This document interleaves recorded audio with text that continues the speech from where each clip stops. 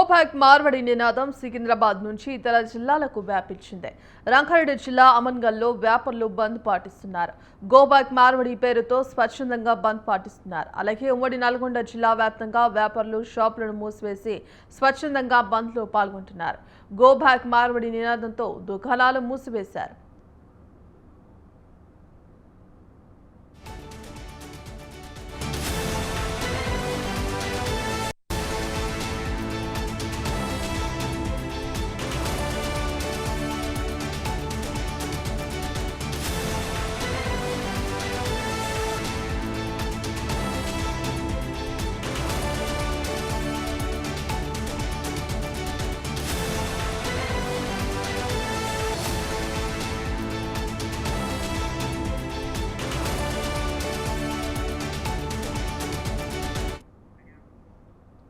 Go back Marwadi నినాదం సికింద్రాబాద్ నుంచి ఇతర జిల్లాలకు వ్యాపించింది.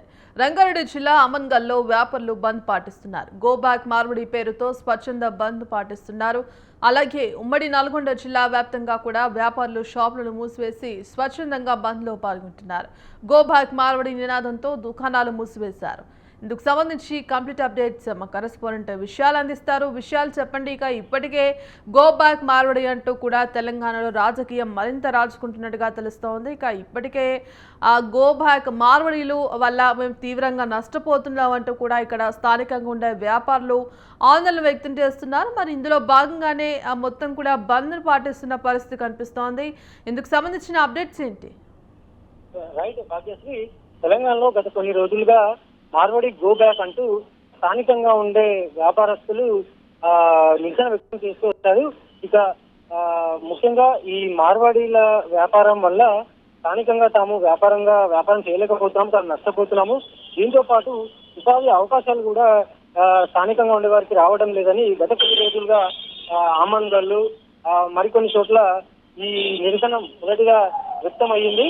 ఇక ఇప్పటికే రంగారెడ్డి జిల్లా ఆమన్గల్లో ఆగస్టు 18న వ్యాపారస్తులు బంద్ ప్రకటించారు. తాజాగా ఈ రోజు రాష్ట్ర వ్యాప్తంగా మా వ్యాపారాలు స్థానికంగా ఉండే వ్యాపారస్తులందరూ బంద్ పిలుపునిచ్చారు. అయితే ఈ బంద్ ప్రభావం కేవలం ఆమన్గల్లు, నల్గొండ జిల్లాలో కొన్ని చోట్ల మాత్రమే ఉంది.